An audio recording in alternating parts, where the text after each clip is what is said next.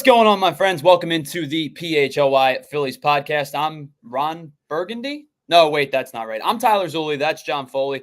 Obviously, a little bit of a different crew today. Renee Washington is on vacation, as you've probably seen throughout the day or on YouTube or on Twitter. Jamie Lynch is in for Anthony Gargano, who is also on vacation. So a lot of moving parts. So you are either fortunately or unfortunately stuck with myself and John. I think fortunately for John, myself, the jury's still out. But welcome into the PHLY Phillies podcast on a beautiful Monday morning, afternoon, I guess it is at this point, here across the Delaware Valley and wherever you are catching us on Twitter or on YouTube. First and foremost, a happy 4th of July to all of you. I didn't get a chance to talk to you guys throughout the 4th of July weekend. I took a couple days of PTO. So, John, first and foremost, good to see you. You guys did a tremendous job on the postgame show on Friday night. And a happy belated 4th to you and your family. Hey, thanks, Tyler. Right back at you. Happy 4th to you and the family. It's a great thing to be able to wake up the morning after losing 2 or 3 to the Braves and not feel too bad about it. It's crazy. I mean, you look, and the Phillies still have the best record in baseball. They still have an 8-game lead over the Braves, which is exactly where it was before Harper and Schwarber went down. All things considered, not too bad. Not too bad. I can't imagine if you would have said to me at the beginning of the season, you're going to wake up the day after losing 2 or 3 to the Braves on July 8th and feel fine about it and feel great about your Phillies team. I don't think I would have believed you. Yeah, I think I know you guys talked about it on Friday night, but Friday was paramount to me because the only disastrous result of this series would have been a sweep, just because then you would have gone from 9 games up to 6 games up very, very quickly. And then people across the area probably would have hit the panic button a little bit. I myself would not have. I don't believe you would have either, John. But I think a sweep would have been a little bit of a disastrous result. So Friday night's victory to me was pretty paramount to making sure that this series only gave the Braves, at best, which it ended up happening, a 1-game advantage. And you drop from 9 games up to 8 games up. And, we've talked plenty about how this team has been riddled with injury. And your leadoff hitters miss time. Your 2-hole hitters miss time. Your 3-hole hitters miss time. Your 5-hole hitters miss. I mean, we could go on and on about the injury bug that has plagued the Phillies. And, don't get me wrong, it's hit the Braves too. And they have been without their MVP, their best player for he's missing the rest of the season. They're missing their ace for the bulk of the season, have missed him for the bulk of the season, and will continue to miss him throughout the year. So injuries aren't necessarily an excuse, but to be able to, like you said, sit here on a Monday after a nice holiday weekend in a series in which, we can be honest with ourselves. The Phillies weren't particularly strong this weekend, and to sit here and go, I'm pretty okay still. They're still up 8 games. They have a really big series coming up with the Dodgers that we'll get into starting tomorrow. Then they wrap up the pre-All-Star break portion of the season with Oakland. And you could go into the All-Star break conceivably. We've talked about this plenty of times, 60, 61, 62 victories, and be more than content. No matter how you get there, you'd be more than content with the position that they're in. Yeah, absolutely. And, I think you're right, Tyler. The really only disastrous scenario was a Braves sweep, and that was avoided. We know all too well from the Phillies being on the opposite side of this in the past several years how hard it is to catch a team ahead of you. I can't tell you how many Braves series we went into down 6 or 7, and you do the math, and it's like, well, with the sweep, we get to 3 or 4, but 2 out of 3 doesn't really make a dent. I still think this Braves team is talented enough to make an actual run at the Phillies when the Phillies hit their inevitable rough patch. Although you could make the argument that this has been the rough patch, that playing about 500 for this team constitutes a rough patch. So, yeah, all in all, a great series. And it's a strong word. It's a solid series for being down the players that they are. It's still not acceptable to score 1 run over 2 games. I don't care who's in the lineup. These are major league hitters. They should be able to scratch across a few runs. But you do get the feeling that with big guys back in the lineup, this would be just an entirely different game, and that this wasn't the real Phillies out there. Like you said, the Braves have had their own injuries. They're not going to feel sorry for the Phillies. But the Phillies guys are coming back, and hopefully as soon as tomorrow. Yeah, and you brought up the Braves, still being a really good baseball team, and despite the fact that yes, Acuna is out for the year, yes, Strider is out for the year. They've missed Michael Harris over the last week and a half or 2 weeks or so. And you could pinpoint and say a lot of guys that were really successful last year have had a little bit of a slow start to the season. Matt Olson, hitting about 240 after just an insane offensive production last year. Orlando Arcia I think he's hitting about 210 right now. Austin Riley had a little bit of a slow start to the year. Adam Duvall's not given them a ton since kind of being inserted into the lineup every day. Jarrett Kelenic was really good in this series, I thought. But you put all of that together, and you could sit here and say the Atlanta Braves are having a dip year compared to last year. And I would retort with, well, when you're the best offense statistically in the history of baseball, you're pretty much bound for a dip year. And they're going to regress. There's only one direction to go. Right. A dip doesn't mean that they're bad. It just means that they've come back down to earth a little bit. I'll remind you still, and I don't mean you specifically, John, I mean just in general, this Braves team now, after taking 2 of 3, I believe is 10 games over 500 now over the course of the season. They're still a really, really good baseball team. To sit here and go that this was a bad series. Listen, you lost a series. I think it would be over dramatic to get particularly concerned over losing one series in which you lost one game in the division lead, and you are again still without a bulk of your, the top 4 of your lineup. Yeah. It's such a great position to be in, and the Phillies earned it by banking all those wins early, all those wins that didn't count because they were against teams under 500. They come in real handy when the Braves take 2 or 3, and you've still got this big lead in the division. It's great news. If there were something to be worried about, the fact that we've seen a few clunkers out of these pitchers that are heading to the AllStar game, or in the case of Sanchezs, just missed being selected to the AllStar game. It seems like that's likely a function of the number of innings they've logged, and the AllStar break could be coming at a good time. But other than that, it's tough to assess the lineup at all with guys like Schwarber and Harper out. So even though, 1 run over 2 games, it doesn't feel like it sounds an alarm. But you do hope that, these guys are getting their bad starts out of the way right now. And after some rest over the break, come back out and get something closer to the numbers they were putting up earlier in the season. Yeah, we'll talk about the All-Stars, 7 of them for the Phillies this year. I would expect at least one of them to not be a participant, because I believe that Zach Wheeler may be considered inactive already for that game. We'll talk about that. We've got some good and some bad from yesterday's start. Some bad from Michael Marcato, some good from Tyler Phillips. So we're going to get all into it. Again, welcome into the PHLY Phillies podcast. If you're just joining us, that's John Foley. I'm Tyler Zulli. We're in for Jamie Lynch and Renee Washington. We're holding down the fort for the next 50 minutes or so. So, John, let's jump into it. We got some good, we got some bad, we got some great.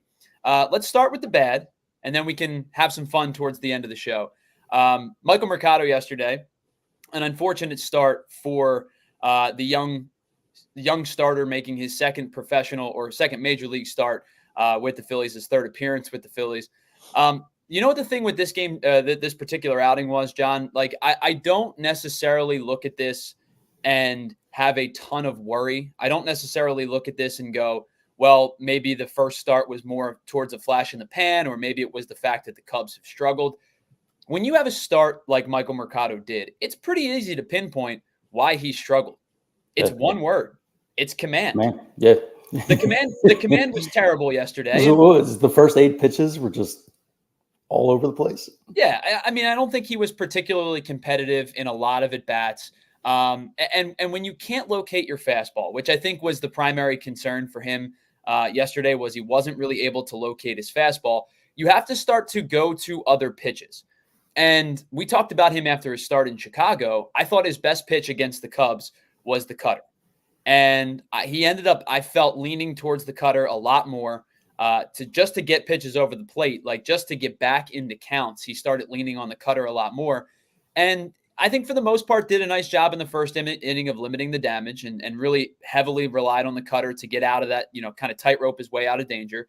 But when you are then leaving 90, 91 up in the zone like he was with the cutter, because that's kind of where his cutter's at, is about 91, 92, because you can't trust your fastball, opposing teams are going to start sitting on your breaking stuff. And I know cutter's a loose term to say for a breaking ball, but like the curveball wasn't particularly sharp. He kind of relied on the cutter heavily.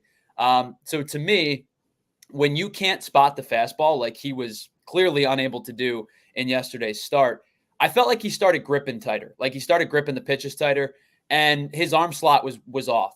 I think he was trying to almost place his pitches where he wanted them to go, as opposed to being a pitcher and pitching. Like you could see that snap of the curveball, he was like really dramatic with it, trying to get guys to go fishing for it. And he bounced it a couple times. There was the pass ball on Stubbs. It probably was considered a wild pitch, but I think everything played off of the fact that he just didn't have any command of his fastball yesterday. And when I see a start like that, yeah, it was a bad start. It was actually a pretty horrendous start, if we're being honest. But command issues oftentimes tend to fix themselves within one start. Yeah. I mean, the truth is with a young guy like this, you're going to have some good outings. You're going to have some outings like yesterday's. It's tough because you see Mercado in his first start and you see the potential, right? And we all think this guy's great. Fifth starter problem is solved. But the thing with these younger pitchers is it's the consistency a lot of times. That the talent's there on certain days when the command's there as well, they can look fantastic. And then on other days, it's just not there. And you're going to have more of those days from younger pitchers as opposed to veterans. Yeah, so we got a graphic for you from Marcatos. Ended up going an inning and 2/3. Really did not. Again, we talked about the command. There's a couple of pitches on here, John, that I immediately saw and I laughed at. I think you're going to laugh at too, and I think you're going to know exactly which ones they are pretty quickly. They're the ones that don't fully appear in this screenshot. I mean, if you look at this, the thing with this is it's command. Three different locations are terrible, right? That upper left quadrant that you're looking at, which is up and in on lefties, or excuse me, up and in on righties, up and away to lefties. That lower right quadrant that you're looking at, which is basically off the back foot and further away to lefties, and not even a competitive pitch to righties. Those two are obviously concerning. That's where he missed a lot.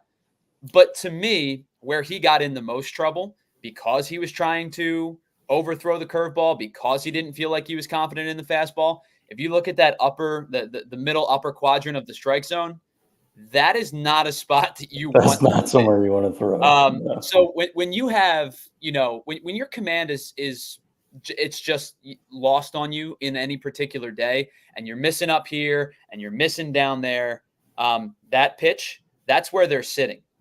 That middle, that basically, it's not, they call it the nitro zone. It's a little bit above the nitro zone, but professional hitters are going to jump on those pitches.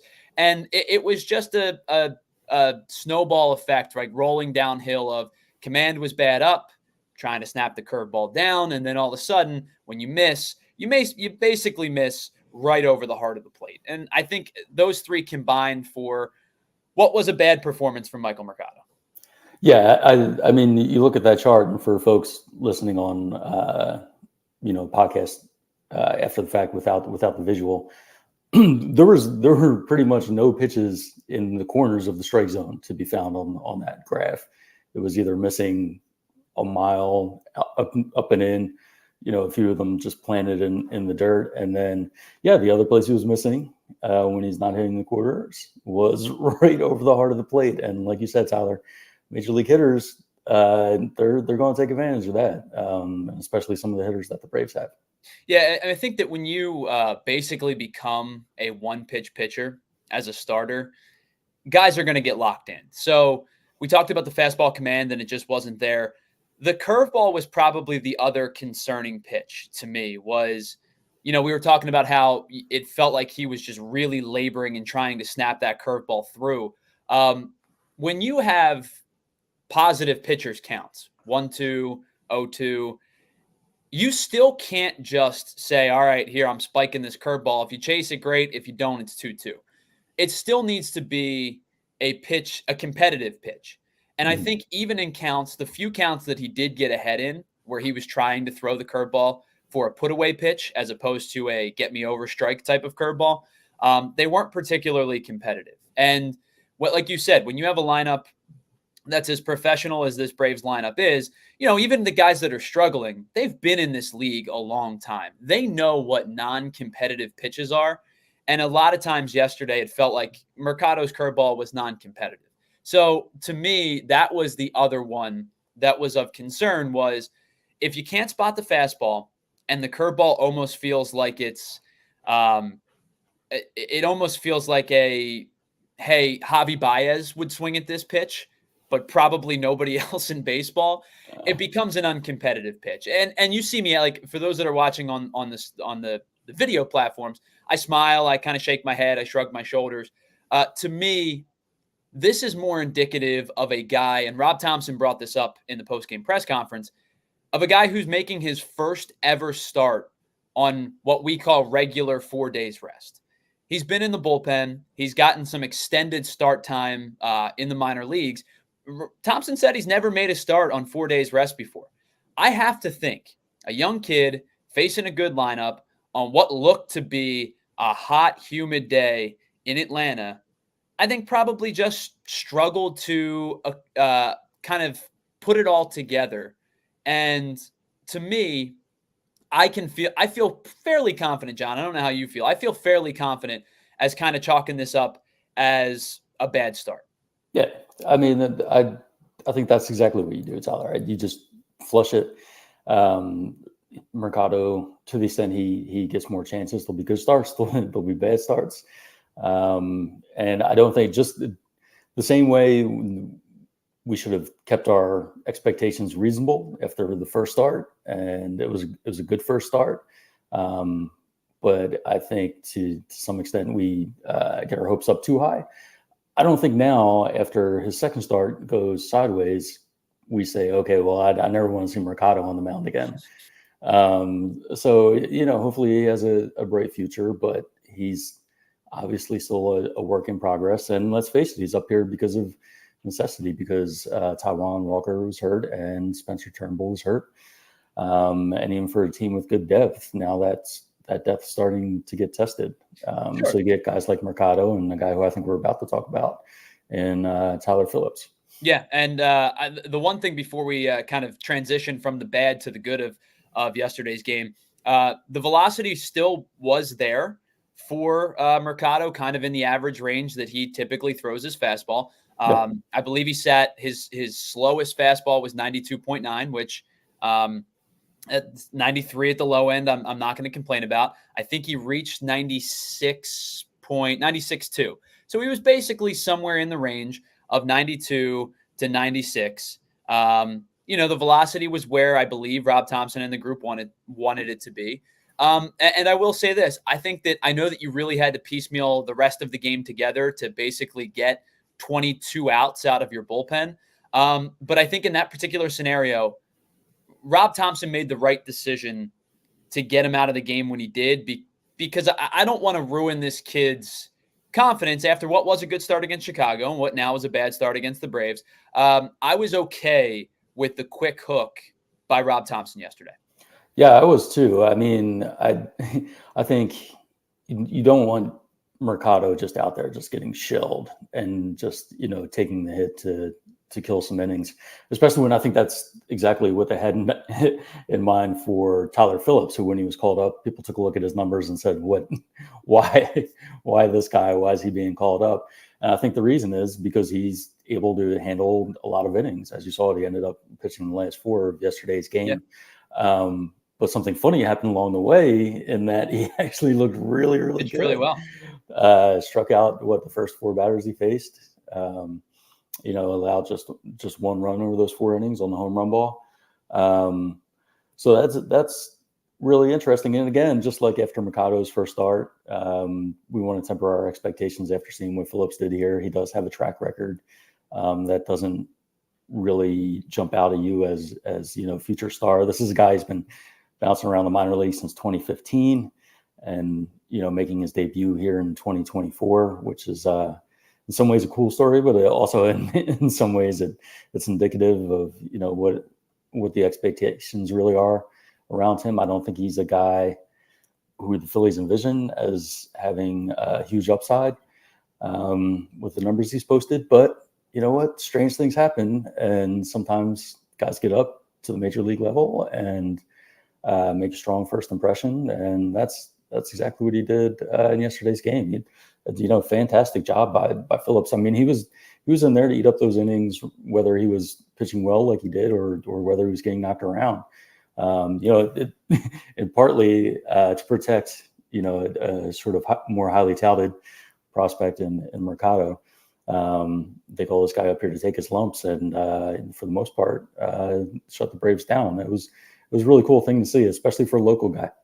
Yeah, we got a lot to get into with Tyler Phillips. So we'll close the book on the bad. We'll get to the good in just a second. But before we do that, let me tell you about some of our friends. And let me first tell you about our friends at Mortgage CS, because, guys, I don't know if you know this or not, but the housing market is pretty darn competitive lately. My wife and I have been looking pretty actively for about a year now in order to secure our first house. And it has been a really difficult process. Obviously, prices are going up. People are bidding way over market value, and everything that you could think of that is a struggle for you as a home buyer. Don't worry, I'm going through it too. And I know every home buyer, whether you're a first time or maybe you're just looking to downsize or whatever the case may be, everybody is kind of struggling in this market as home buyers. So that is why you've got to team up with our friends over at Mortgage CS, because you don't want to miss out on an opportunity to win the perfect home. And that is exactly what they can help you accomplish. I understand that it is a difficult market, but you can continue to explore your options with our friends at Mortgage CS and home financing. Remember, it's not a marriage. You can look around, you can get the best rates, but I promise you, you're going to be able to come on back to our friends at Mortgage CS, and you can call them anytime to get on the phone, talk to Ben and Alec, and they will ensure you a rock solid pre-approval, and they'll take the time to explore anything that you want. Yes, that's right. I know that I have so many questions. I don't really understand the full house buying process yet. I'm still relatively new to it. And when I get on the phone with Ben and Alec at Mortgage CS, they walk me through some of the simpler stuff. They walk me through the more complex stuff.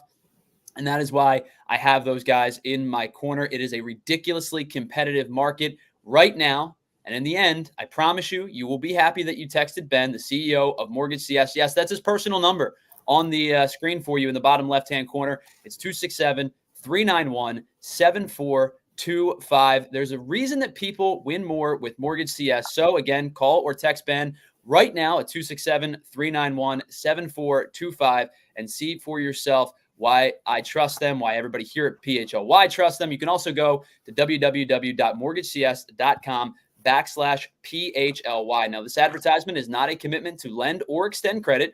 Mortgage CS is an equal housing opportunity mortgage broker. All loans are subject to credit approval. Certain restrictions may apply. Company NMLS ID number is 1464766. Visit mortgagecs.com for more information. And while we're at it, and I'm telling you about our friends over at Mortgage CS, let me also tell you about our friends over at Rite Aid. And I know, guys, it's hot. It's hot already outside. It's been hot all week. And if you want to get a little bit of an escape from some of the hot Philly temperatures, it's a little bit cooler down the shore, but it was still pretty warm while I was down there this weekend. Rite Aid has you covered with their new Refreshery. It is a line of beverages that range from some of your family favorites to revitalizing, better-for-you options, and you can find them exclusively at Rite Aid. Listen, it could be as simple as you just want to grab a water. purified spring, electrolyte, distilled, alkaline bottled water. There's flavored waters, whatever kind of water that you want to get in on, you know that Rite Aid is going to have you covered. But you can get in on some other things as well. You can get some coconut water that'll boost your power-packed array of essential nutrients. It's fat-free, it's gluten-free, and it's less than 1% sugar. So if you're like myself and you're trying to cut down on the sugars a little bit, coconut water could be the way to go. You can also get some cold-pressed juices, your regular juice drinks such as pineapple, apple, strawberry, lemonade. You know, the flavors that you love and you want to take to the beach, you want to take to the backyard barbecue. Rite Aid has you covered. Get in with the brand new Refreshery. They will not steer you wrong on whatever kind of beverage that you're looking for. Remember, it's important to stay hydrated. It's freaking hot out, guys. Please, please, please stay hydrated, and you can get your refreshment delivered if you go online to riteaid.com/shop for same-day delivery, or buy online and pick up in store any of Rite Aid's Refreshery products today. So head on over to Rite Aid to get any kind of drink that you want. I think Michael Mercado probably could have used some electrolytes after yesterday's start because, John, we were talking about it. It looked hot. It looked humid. He was sweating. The fans were sweating. And I don't know about you. I know Topper does it consistently. How are these guys in hoodies and long sleeves in the dugout? Do they have fans in them or something? Sorry, muted there. Yeah, it's bizarre. I don't know what sort of cooling fabric advanced technology might be involved with this, but yeah, it's sort of baffling to me how they handle that. I mean, when summer is here, these are some, what was it, 97? Yeah, warm. These are the dog days of summer. So yeah, we'll see if they keep that up for much longer. All right, so let's get into some of the good yesterday. And I know you brought him up right before our last ad spot break there.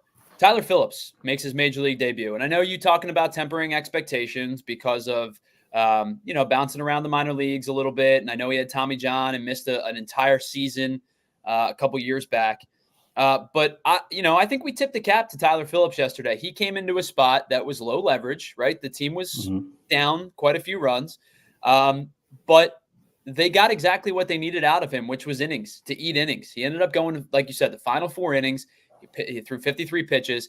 And to me, what was really impressive was the sweeper. He threw the sweeper 55% of the time. He threw it 29 times out of his 53 pitches.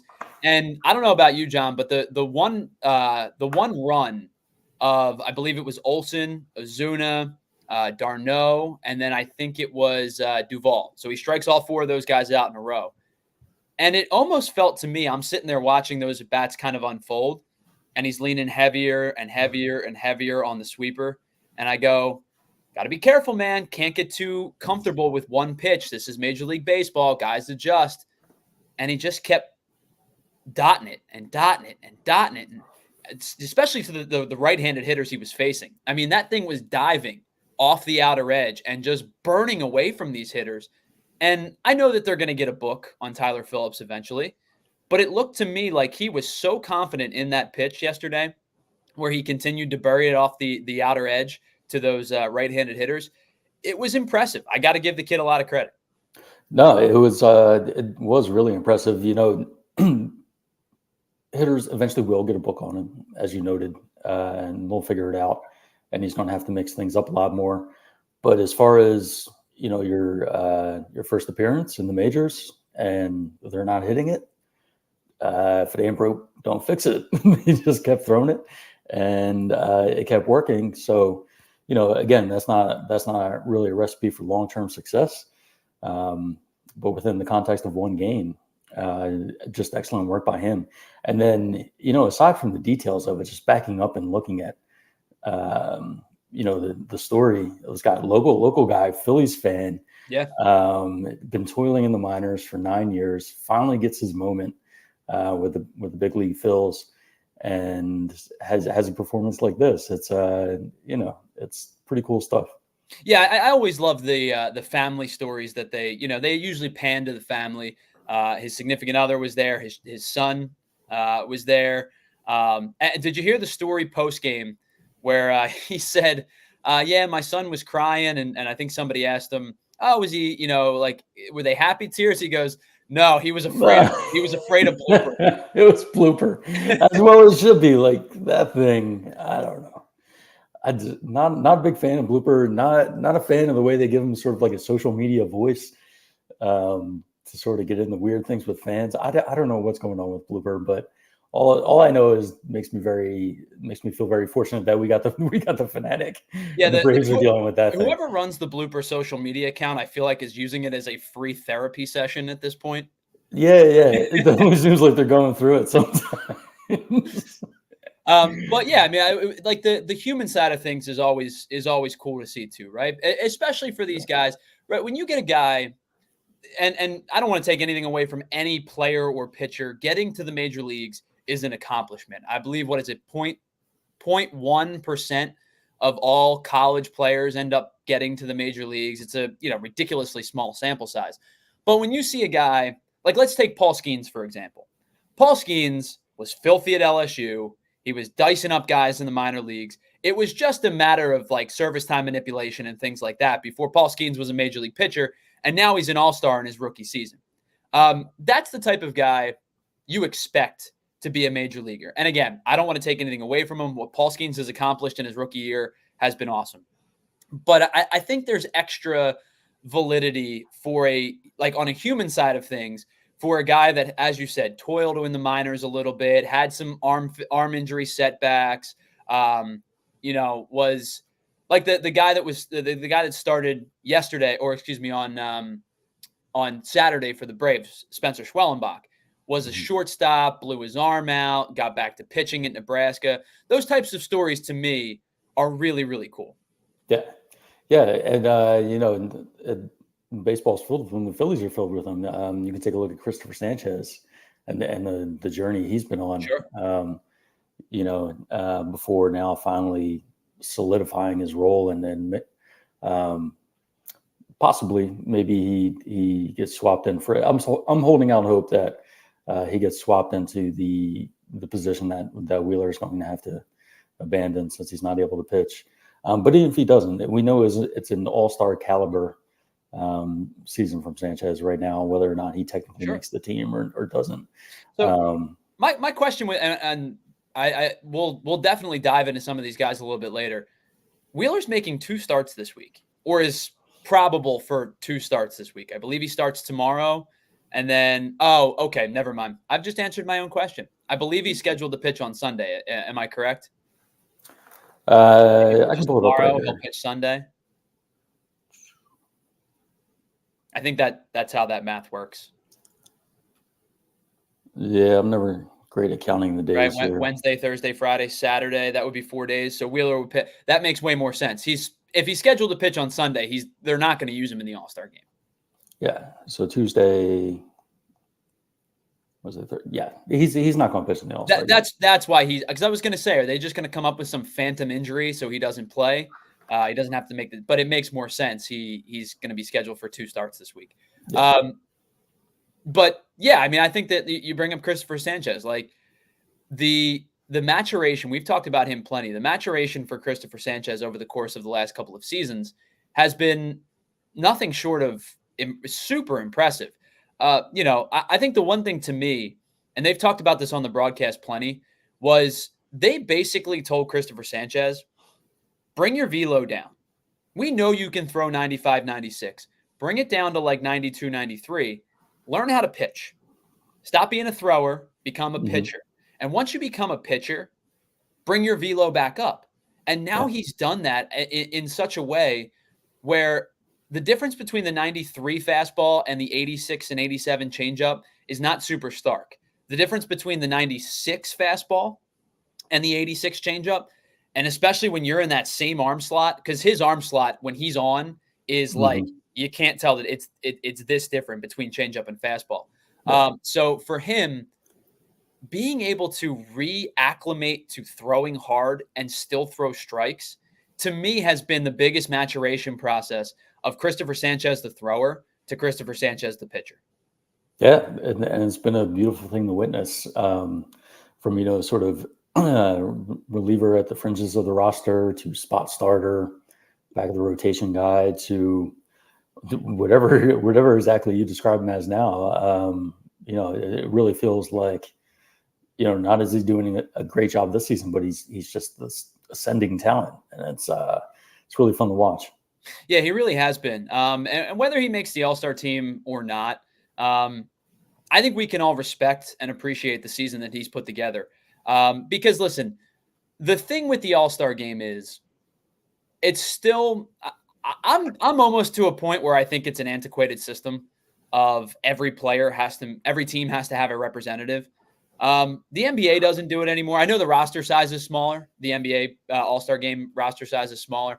But if you're on a like this past year in the NBA specifically, if you're on a 12-35 team when the All-Star game rolls around, unless you have a super like a Victor Wembanyama, if he's on a bad Spurs team, he could be an All-Star because he's awesome. Right. But if you're just a bad team in the first courses of a rebuild, there's no reason for those teams to have All-Stars.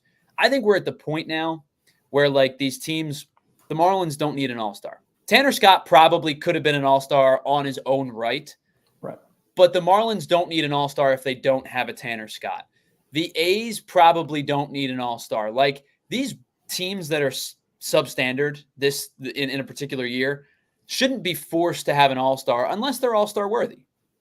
Yeah, I see both sides of this debate. It's tough when you have to force somebody from a team on, and then it costs somebody very deserving their spot.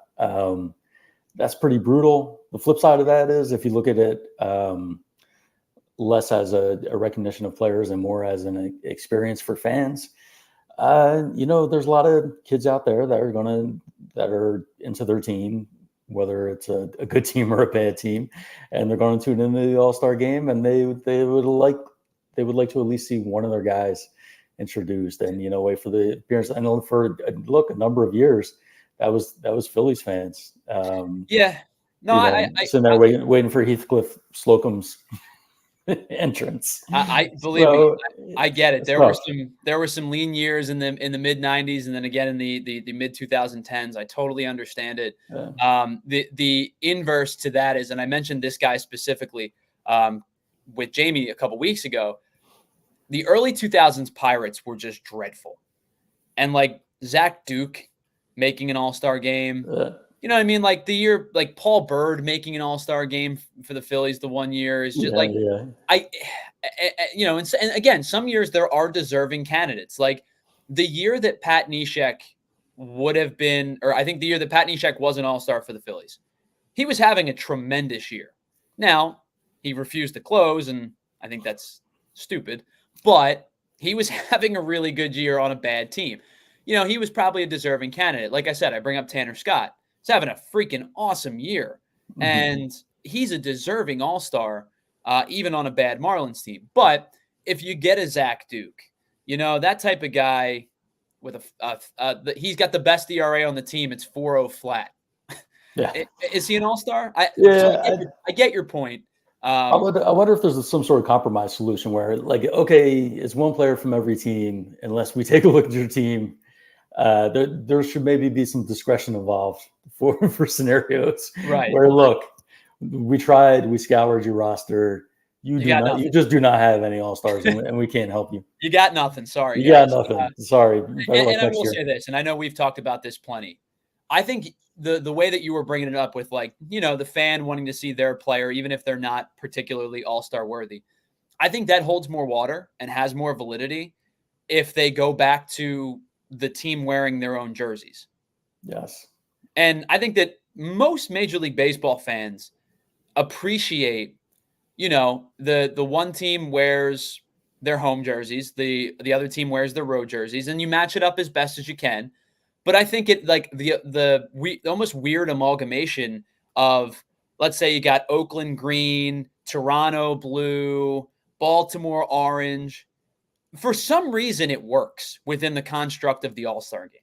Yeah, when you go back and look at the older clips, it's just, I haven't had anyone say to me, not one single soul say to me, I really like it better the way they do it now with the matching with the matching jerseys. Everybody wants the other version where everyone wears their team's own jersey, I don't see why they would do this other than, as most things come back to, the money. Yeah, they want a new jersey every year, and there's enough people out and a there hat that'll pay up. and a Yeah, a T-shirt. hat, a T-shirt, and that's what it's all about. I mean, it's the same, sort of the same dynamic behind the City Connects as well. Sure. The unfortunate part is when you have that and it's kind of mandated, you're almost in a spot where your jersey has to kind of be at least good. Yeah. And between a lot of the City Connects and the All-Star jerseys this year, there's not a lot of good to go around. Yeah. We do have a lot to get into, including who the All-Stars are, 7 of them for the Phillies coming up on the other side. But before we do that, got to pay some bills. Let me tell you about some of our friends before we continue on with the show. Let me tell you about our friends over at Sleep Healthy PA. Listen, I understand that it is a little bit difficult at times for you and your partner to cohabitate the same bed. And a lot of times that happens because of snoring and sleep apnea. And that's why at Sleep Healthy PA, they are committed to helping Philadelphia residents stop the snore and find solutions for sleep apnea that will allow you to sleep well and improve your health. And if you're the one struggling with sleep apnea, allow your partner to sleep well as well. A lot of well in there. But the moral of the story is your sleep will improve with our friends at Sleep Healthy PA. So what causes sleep apnea? It's a choke point in the throat that causes snoring.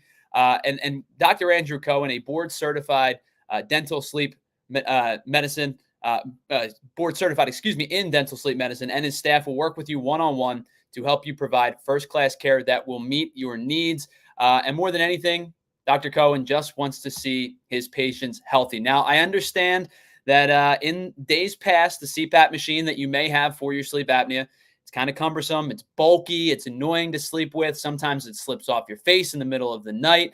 And in general, it's just difficult to sleep with.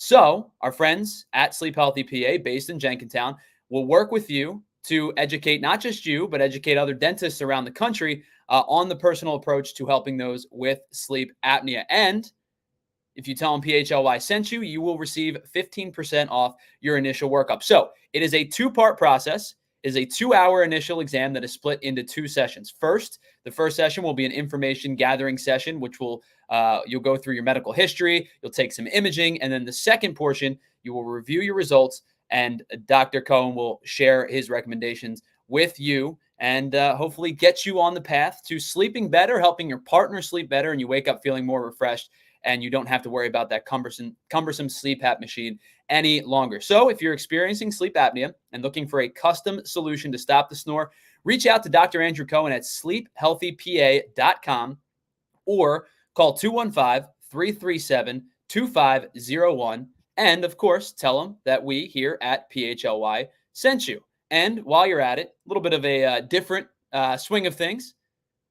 Once you're fully rested and you're recovered and you have a great night's sleep and you want to hang out with your friends, or you want to come hang out with myself and John and Jamie and Renee at our next event, well, once you're fully recovered and you had a good night's sleep, you can enjoy a couple of Miller Lights with us at our next event, whether we're out at a PHLY sanctioned event or you just find Jamie roaming the streets of Chicago like he was last week at Chicago, down at Wrigley Field, hanging out with Phillies fans. You're going to enjoy a ice cold, refreshing Miller Lite. A ton of things have changed over the years. Of course they have. But one thing that hasn't changed is the great taste of Miller Lite. It's great taste. It's less filling. And again, it's only 96 calories. So as the summer continues to roll on, as John mentioned earlier, it is getting into those dog days of summer. You want the beer that is not going to make you feel full. It's not going to make you feel bloated. And it's not going to give you that gross hangover that you have the following day, because it's light, it's refreshing, and again, it's only 96 calories. I had a couple of Miller Lights down the shore this weekend. I was hanging out with my mom, my aunt, my uncle, my grandmom. We were doing a little bit of bar hopping, and every single bar that I went to, no matter what type of bar it was, whether it was a brewery setting, a more shore town bar, when I went out to dinner, every single place that I went to had Miller Lite. It is so easy to find, and of course, you can get it just about anywhere that sells beer. And here's the even more important part. You can get it delivered. You don't even have to worry about going out and going to the store, going to the supermarket. You can get it delivered to you. So you don't have to choose what's best. Miller Lite has great taste and is less filling. To get Miller Lite delivered right to your door, visit MillerLite.com/PHLY Phils. And of course, if you're out and about, you're down the shore, you're up the mountains, or you're looking for the beer for your backyard barbecue, you can find it pretty much anywhere that sells beer. Celebrate responsibly. Miller Brewing Company, Milwaukee, Wisconsin. 96 calories per 12 ounces, fewer calories and carbs than premium regular beer. Yeah, I had 1 or 2 Miller Lights this weekend, John. I was responsible, but 1 or 2. Yeah, just 1 or 2, per hour. You got to pace yourself. I really like, we spent, a large portion of the past week cooking out in the backyard and everything. And I really love the big aluminum bottles. Especially during a game, it really makes you feel like you're at the ballpark. Yeah, and you know what the beautiful thing about the aluminum bottles at the store or getting them delivered to you is they're not $7,000. Yeah. That's also great. That it's you don't have to spend $14 on each one. Let's get into the All-Star Game specifically today, John, because the final rosters have been announced. And I know we talked about, should a team have a representative if they're not a very good team or not. But we do know that the Phillies are a very good team. And when I saw this number come out, I was actually a little bit surprised. The Phillies have 7 representatives heading to Texas for the All-Star Game. Now, the 3 starters, of course, Bryce Harper remains to be seen if Bryce is going to play in the All-Star Game or not. Trey Turner is your All-Star shortstop. Alec Bohn is your All-Star third baseman. To go along with those 3 guys, they have also added to the mix Zach Wheeler and Ranger Suarez out of the starting rotation, and Jeff Hoffman and Matt Strahm coming out of the bullpen. Now, John, before we kind of dive into the deserving and who you feel is most deserving of this award, this is pretty indicative of what the rest of the league thinks, and specifically what Terry Lavello thinks of this team, because it would be very easy for Terry Lavello to go, yeah, we played you last year in the NLCS. There's not a lot of good blood between the 2 teams. I'm leaving off Hoffman, or I'm leaving off Strahm, and I'm going to take somebody else because, bleep you guys. This to me seems pretty indicative of what the rest of the league, and Terry Lavello specifically, thinks of the Phillies pitching staff. Yeah, and you know what? I think their hands are a little bit tied on that by the team having the best record in baseball. They went out and earned it, and there's deserving players all over the roster. This is an incredible accomplishment to have 7 players named to the All-Star Game in the 142, I think it is, year history. Minus the years where they didn't yet have the All-Star Game.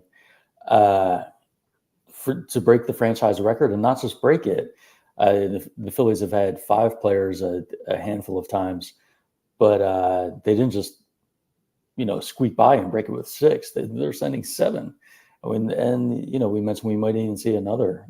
There's a chance. Yeah. If Wheeler's replacement is Sanchezz, that's something really special, and it tells you what a special team this is, and if they can finish it off. I think you end up talking about them, and we're jumping way ahead of ourselves. I realize that, but if they get that championship, hot take alert. Hot take alert. Let me get a little fire emoji. Hot take alert. Hot take alert. I'm not a huge hot take artist, but I can dabble. And one hot take would be, if this team continues to dominate the way it has, if they break the record for most Phillies wins in the regular season, and they take home the ultimate prize, I think you got to put them in the conversation for one of the best Philadelphia sports teams ever. Yeah, obviously a ton of season left to be played, but they've put themselves in a good position. And John, I remember, and this is a tip of the cap to you, one of us had our bold claim of the season that this team was going to win 100 games. And as you approach the All-Star break, they're going to get over, they're going to be over 60 wins by the time the All-Star break rolls around. It's very, very, very conceivable and almost feeling more and more likely as the season progresses that they should be close to, if not a 100-win team. Yeah, I think you look at the record right now, and sounds crazy, but it would be a little bit of a disappointment if they don't hit 100 games with the pace they set early. So that's, it was a bold prediction at the time. I think I did talk myself into it and honestly believe it. But that's very different than seeing it play out here over the course of the season. So quick math, and I know we've both said neither of us are very good at math. The Phillies are 58-32, which means they've played 90 games this year so far. That means, by my astute, barely passed pre-calculus in high school math, that means they have 72 games left to be played. If they play at the 64% winning percentage that they've done through the course of the first 90 games, which may be difficult to achieve, but we've seen that they're pretty capable of stacking series victories. That would give them about 46 more wins. 58 plus 46 is 104. Get you right where you need to be. There you go. The numbers don't lie. I mean, they could even, I guess, so if there's 72 games remaining, if they played 500 ball and won 36 more, where that puts them at 94. 94. Just by playing 500 ball, they can get the 94 wins. That's remarkable, and that's what the season starts to boil down to, especially as we get later and later into it now. And the numbers game starts to make it impossible for some teams to catch up, and I think we're seeing something really really magical this season. And it's really going to come down to whether they can finish the job this time after coming so close in 23 and 22. Yeah, a lot of love for this Phillies team making the All-Star game. I wanted to ask you as we wrap up today's show, if there was one player, I think all 7 of these guys were pretty darn deserving of being All-Stars. If I were to pick one, just based on the injury time that he's missed, like if I were to keep a guy off the All-Star team, it probably would have been Trey Turner. And I think Mookie Betts would have been the starter had he not gotten injured prior to, weeks ago. But I mean, 7 guys who feel like they're all really deserving of being on this team. If you had to pick one that was the one that was most important to you, doesn't necessarily have to be who's having the best season, but the one that felt like when you saw their name announced made you the happiest. I think it's tough because, I love so many of these guys. Ranger Suarez, so happy for him. All the first timers, it's really special. But I think the one that leaps out to me is Alec Bohn, in that it feels like we've just been with him on this journey, because you see him wearing his emotions on his sleeves, and you can tell when he's frustrated. You can tell when he screws up. You can tell when he hates this place and then later loves this place. So watching him develop and just work at his craft over third base defensively, and then work at his craft at the plate and get better and better until he's now reached a point where, in just a few years, he's gone from not really having his starting role locked down in stone to an All-Star game, and having sort of followed along with him in these ups and downs. It makes it particularly cool to see somebody like that now reach this level and get recognized for it. Sure. And I think that we've talked about Alec Bohn a ton prior to this season, and what Alec Bohn was to me was kind of maybe his pinnacle. And that's not a bad thing. I don't mean to say that he's a bad ball player or anything like that. Gaps hitter. Every team needs a gaps hitter, whether they're a power hitter or not. Like, you've almost pretty seamlessly gone from JT Realmuto being your doubles gaps hitter to Alec Bohn being your gaps hitter. Every team needs a guy like that. 30 doubles right now. It's incredible. 30 doubles, 70 RBI.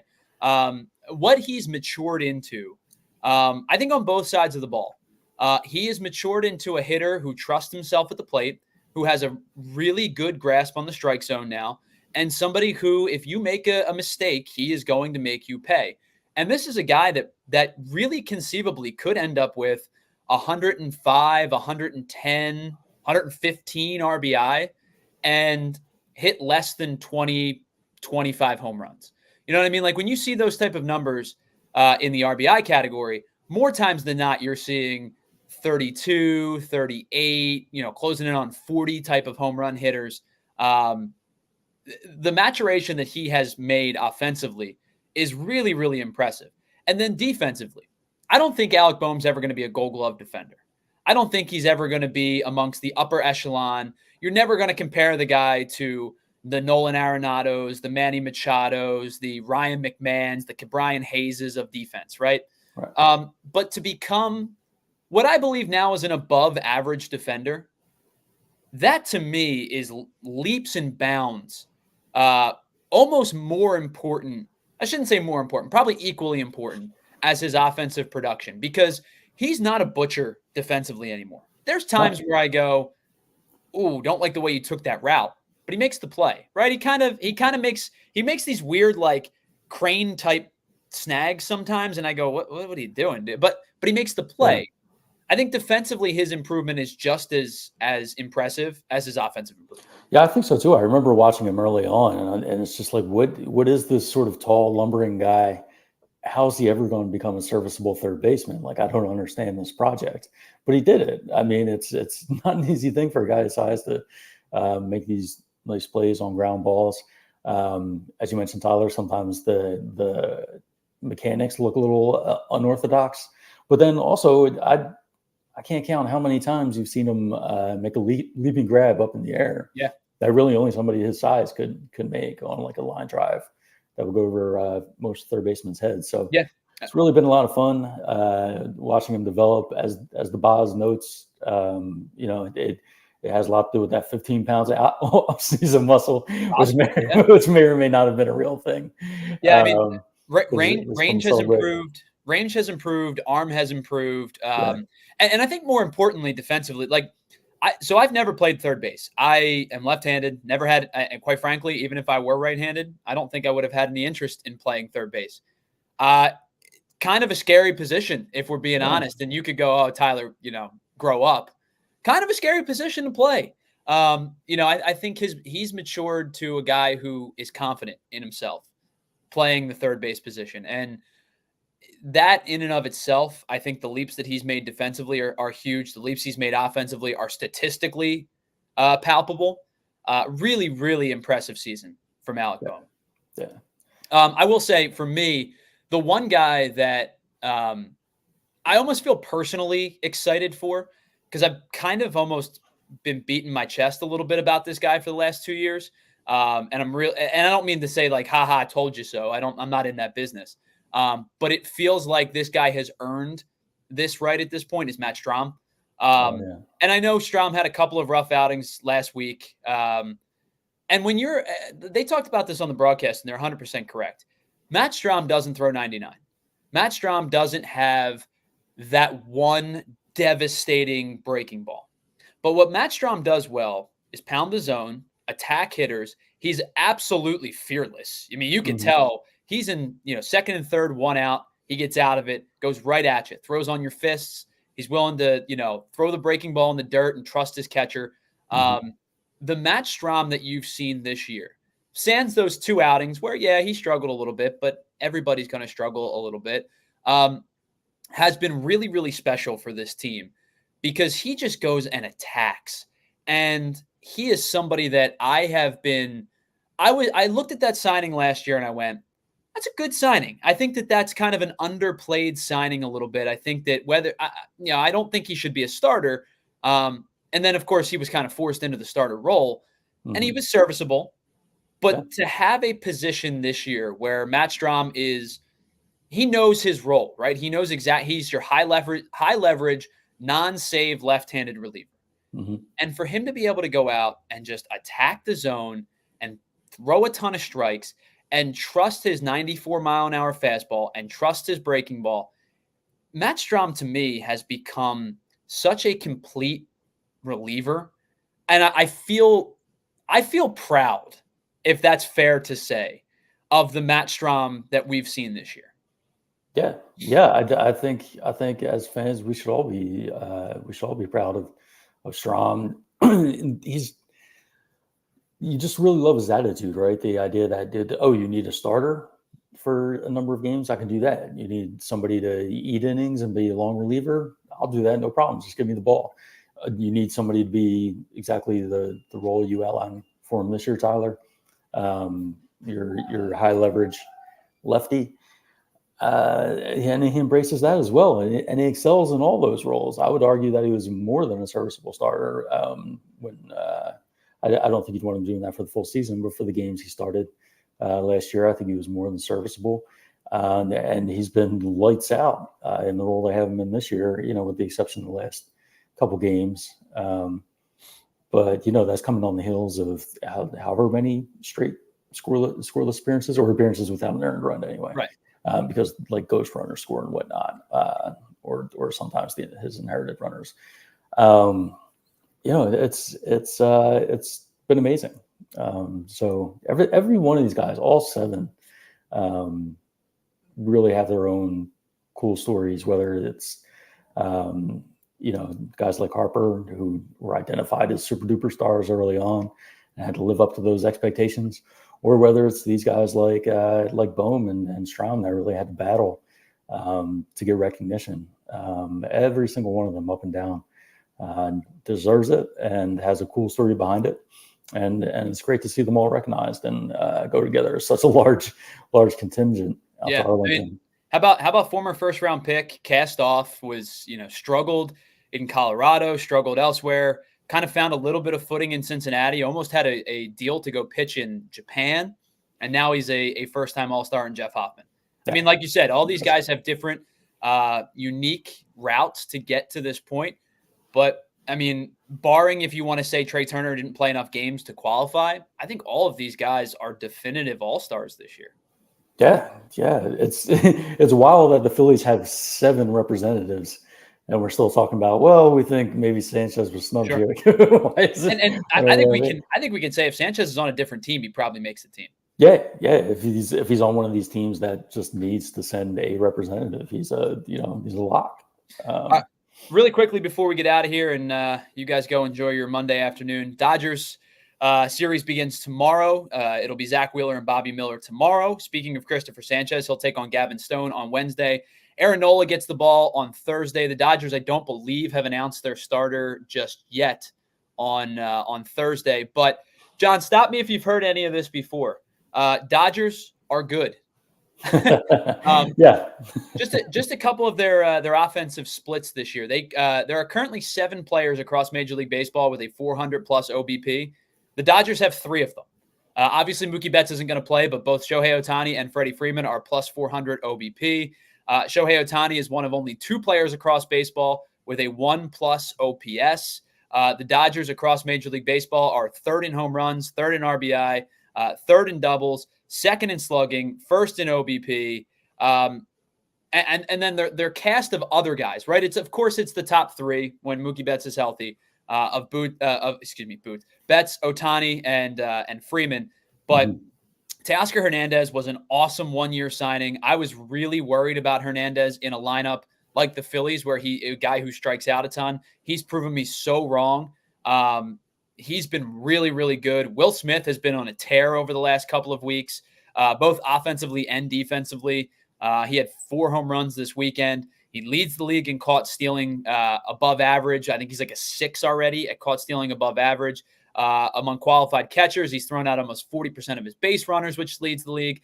And then it's a bunch of guys that have been really good, like subsidiary players, like Andy Pages, since he's come up, has been awesome. Miguel Rojas in limited time has been really good. It's a complete baseball team. They're a really, really darn good baseball team. Oh, and let's not forget, Tyler Glasnow has been sensational for them. Yeah, I mean, this is exactly what everyone expected out of the Dodgers super team. I'll tell you though, Tyler, as you go down through the list, and they're number 1 at this, they're number 1 at that, ranked 1st in this. One thing they're not at the top of the list of is wins. That's your Philadelphia Phillies. So I expect this to be not wrong. I expect this to be a really fun series, especially if it sounds like close to a lock that Schwarber will be back to start the series. And it sounds like Harper's not far behind him and is even in play. I think Thompson's words were for Tuesday's game. So selfishly, I mean, I hope they take everything cautiously, take your time, make sure nothing's going to get re-aggravated here for an early July series. But if they're ready to go, let's get them in the lineup and let's really have some fun for this, what really looks like a postseason preview. Yeah, of course, the re-aggravation of a hamstring or of a groin obviously kind of sits on you a little bit, and it weighs heavy on an athlete getting back into form. If I were to be calling the shots, and I know it's really hard for anybody, including or specifically me, some guy doing a podcast, to tell Bryce Harper not to play. If I were calling the shots, I would be confident in Schwarber being reactivated this weekend. I know Jamie mentioned it. I know you guys talked about it a little bit on Friday, talking about getting these guys back. I would not rush Bryce Harper back, just because, like, if this were the Marlins or the Pirates, I don't think we'd be talking about this as much. But because of the magnitude of the series, obviously you're going to say it'd be sweet if Bryce Harper comes back. Yeah. By no means should they rush him, and I think the organization's smart enough that they're not just going to take Bryce Harper's word for it that, hey, I'm ready to play now, because he's just itching to get back out on that field. He wants to participate in the AllStar game as well. But if they see him run the bases at 100% and then the next day run them again, and he's showing no ill effects, that's a healthy baseball player. And I think you don't just keep him out just because the All-Star break is coming up, and he would get more rest, I think, if he's ready to go. He'll be back in there. But yeah, definitely don't rush. Definitely don't just let Bryce Harper tell you, oh yeah, I'm totally fine, don't worry about it. I hope the organization does its due diligence, make sure he's healthy, and if he is, well then let's get him out there and have a really fun series against the Dodgers. Really intriguing series against the Dodgers begins tomorrow. Weekend series Friday, Saturday, Sunday against the A's to wrap things up in the first half. John, if I said to you they go 3-3, are you content with that to get to 61 before the All-Star break? I would be content with it. I've got my hopes a little higher, because you got to think those 3 games against the A's, our A's, # bring them home. Your A's. I believe you're in the ownership group now, right? My A's, I am. Yeah, we're like 0.00001%. Yeah, I had a few dollars laying around, so I'm in negotiations. A few dollars, you own the team outright then. But yeah, I think you get 2, maybe 3 wins against the A's. So then I think if you take 2 out of 3 from the Dodgers, yeah, I'd say it would take 4 and 2 to make me content. Okay. Well, a lot of fun coming up over the next week. John, this was a lot of fun today. You'll be back with us for post-game show on tomorrow night, right? Or is it? Are you doing Friday night or third? I don't even know what. I don't even know. We'll figure it out. I'll be around. So John, of course, will be around with us on some of the post-game shows. Of course, you can check out all of his writing at allphly.com.